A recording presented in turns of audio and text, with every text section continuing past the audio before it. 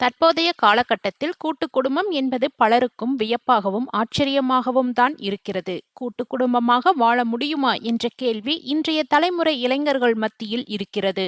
அதற்கு ஒரு பதில் சொல்லும் வகையில்தான் பாண்டியன் ஸ்டோர்ஸ் சீரியல் இருக்கிறது. இதில் ஒரு குடும்பத்திற்குள் இருக்கும் உறவை அழகாக சொல்லி வருகின்றனர். ஆனால் இந்த சீரியலில் தற்போது நடந்த மாற்றம் தான் பலரையும் கவனிக்க வைத்திருக்கிறது. அதாவது இந்த சீரியலில் கோமதி பாண்டியன் காதலித்து திருமணம் செய்திருக்கிறார்கள். தங்கள் வீட்டு பெண்ணை தங்களிடம் வேலை பார்த்த பாண்டியன் கல்யாணம் பண்ணிட்டு போயிட்டானே என்று கோபத்தில் கோமதியின் அண்ணன்களான சக்திவேல் மற்றும் முத்துவேல் இருக்கின்றனர். இதனால் இரண்டு குடும்பத்திற்கும் இடையே பகை இருக்கிறது. இந்த நிலையில்தான் பாண்டியன் தன்னுடைய மகனுக்கு தங்கமயிலை திருமணம் செய்து வைத்திருந்தார். ஆனால் தங்கமயில் படிக்கவில்லை. அவர் தன்னுடைய மகனை விட 2 வயது அதிகம் என்ற உண்மை இத்தனை நாட்களாக மூடி வைக்கப்பட்டிருந்த நிலையில் இப்போது பாண்டியனின் மகன் சரவணன் மொத்த உண்மையையும் சொல்லிவிட்டார். அத்தோடு மயிலுடன் இனி என்னால் வாழ முடியாது என்று அவரை வீட்டை விட்டு துரத்தி விட்டார். பிறகு விவாகரத்து நோட்டீஸும் அனுப்பியிருக்கிறார். இதனால் கோபமான மயிலின் அம்மா பாண்டியன் குடும்பத்தின் மீது வரதட்சணை கொடுமை கேஸ் கொடுத்திருக்கிறார். இதில் தான் இப்போது யாரும் எதிர்பார்க்காத சம்பவம் வந்து இதுவரைக்கும் பாண்டியன்தான் என்னுடைய எதிரி என்று இருந்த சக்திவேல் மற்றும் முத்துவேல் இருவரும் தன்னுடைய தங்கை மற்றும் தங்கை பிள்ளைகளையும் போலீஸ் ஸ்டேஷனுக்கு கூட்டிட்டு போனதுக்கு போலீஸ் ஸ்டேஷனுக்கு சென்று பாண்டியன் குடும்பத்திற்காக போராடி வருகின்றனர்.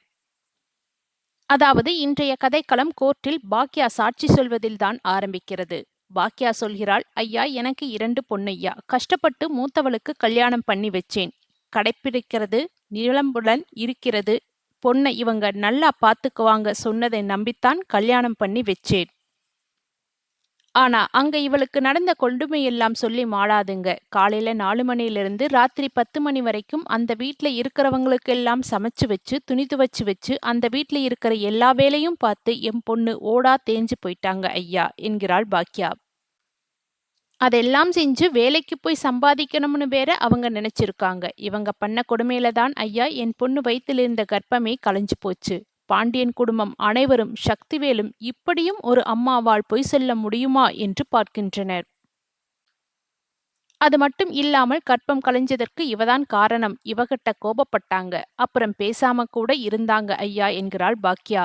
மேலும் ஐயா எனக்கு 2 பெண் பிள்ளைகள். இன்னொருத்திய பார்ப்பனா இல்லை இவளை வச்சு பார்ப்பனா என்கிறார். அதற்கு நீதிபதி சொல்கிறார், அப்போ நீங்களுமே அவங்க 2 பேரும் சேர்ந்து வாழணும்னு தானே சொல்றீங்க? ஆமாங்க ஐயா. ஆனா அந்த வீட்ல வேண்டாம். என் பொண்ண கொன்னே போட்டுருவாங்க. வேணா பொண்ணும் மாப்பிளையும் தனி குடித்தனம் போகச் சொல்லுங்க. மேலும் கடையை மாப்பிள்ளை பேர்ல எழுத சொல்லுங்க. பொண்ணும் மாப்பிளையும் அதை வச்சு பொழைக்கட்டும். இதையெல்லாம் கேட்டுக்கொண்டிருக்கும் சக்திவேல் அண்ணனிடம் சொல்கிறான், இதென்னண்ணா இப்படி பேசுது? மீனா சொல்கிறாள், சேர்ந்து வாழவே வாய்ப்பு இருக்குமான்னு தெரியல. இவங்களுக்கு கடை வேற எழுதி வைக்கணுமா என்று ராஜியிடம் சொல்கிறாள். ராஜி சொல்கிறாள், மயிலக்கா வாழ்க்கையை நாசம் பண்ண வேறு யாரும் வேண்டாம், இவங்க ஒரு ஆள் போதும் என்று.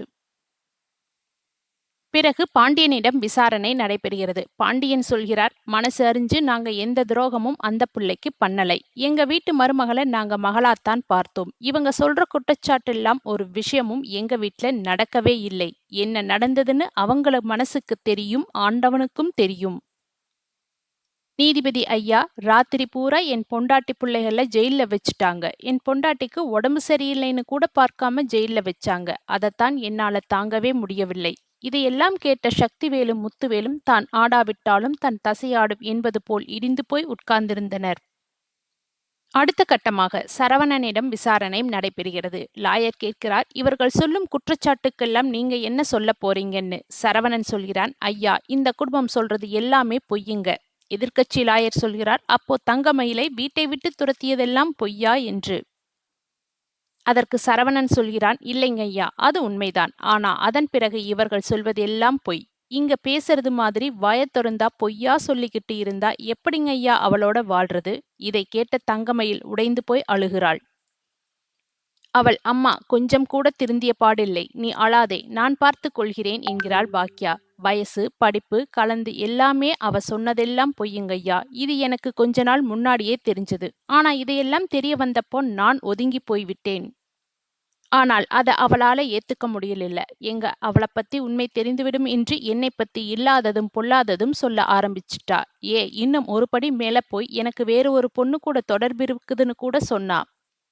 என்னால சகிச்சுக்க முடியாமத்தான் அவள பத்தின உண்மையெல்லாம் நான் வீட்ல இருக்கிற எல்லோர்கிட்டயும் சொன்னேன். அதுல ஆரம்பிச்சது தான் இப்ப வரைக்கும் நடந்துகிட்டு இருக்கிற எல்லா நாடகமும். இதுக்கப்புறமும் என்னால் ஒரு செகண்ட் கூட இவளோட வாழ முடியாது.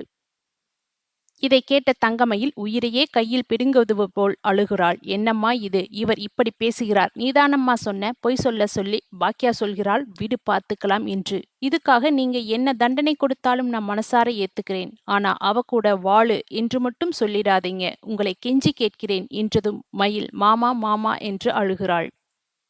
அம்மா பயமாயிருக்குமா என்று அழுத வண்ணமே இருக்கிறாள் தங்கமயில். ஒருபுறம் வக்கீல் சொல்கிறார், இவங்க மேட்ரிமோனில சொன்னது படிப்பு பத்தி எம்ஏன்னு பொய் சொன்னது எல்லாமே சப்மிட் பண்ணியிருக்கிறோம். அது மட்டும் இல்லாமல் இந்த பொண்ணு பிரெக்னென்ட்டாகவே இல்லை என்ற ஹாஸ்பிட்டல் ரிப்போர்ட்டும் சப்மிட் பண்ணியிருக்கோம்.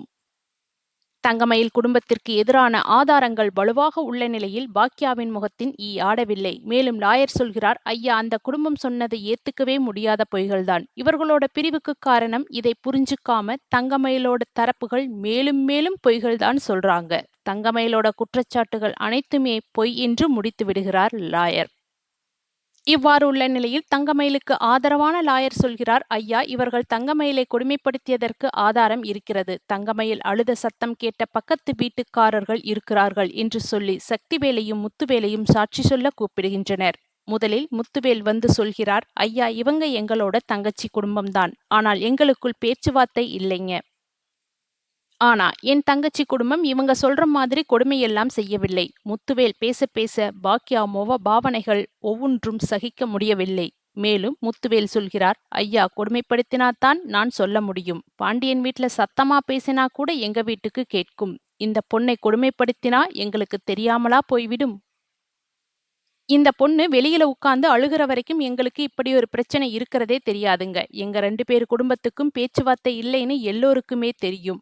ஆனா இங்க நடக்குதுன்னு அங்கே தெரியும், அங்க என்ன நடக்குதுன்னு இங்கே நல்லாவே தெரியும். வீட்டுக்கு வந்து மருமகளை கொடுமைப்படுத்துற அளவுக்கு என் தங்கச்சி குடும்பம் மோசமான குடும்பம் எல்லாம் கிடையாது என்று முத்துவேல் சொல்வதைக் கேட்ட பாண்டியன் முகத்தில் சந்தோஷம் நன்றி கலந்த உணர்வுடன் தெரிகிறது. அனைவரின் முகத்திலும் ஏதோ ஒரு நிம்மதி கலந்த உணர்வு பூரிப்புடன் இருக்கிறது, பாக்கியாவைத் தவிர. முத்துவேல் அண்ணன் என்ற உணர்வுடன் பேசிய தருணம் மிகவும் அழகாக இருந்தது.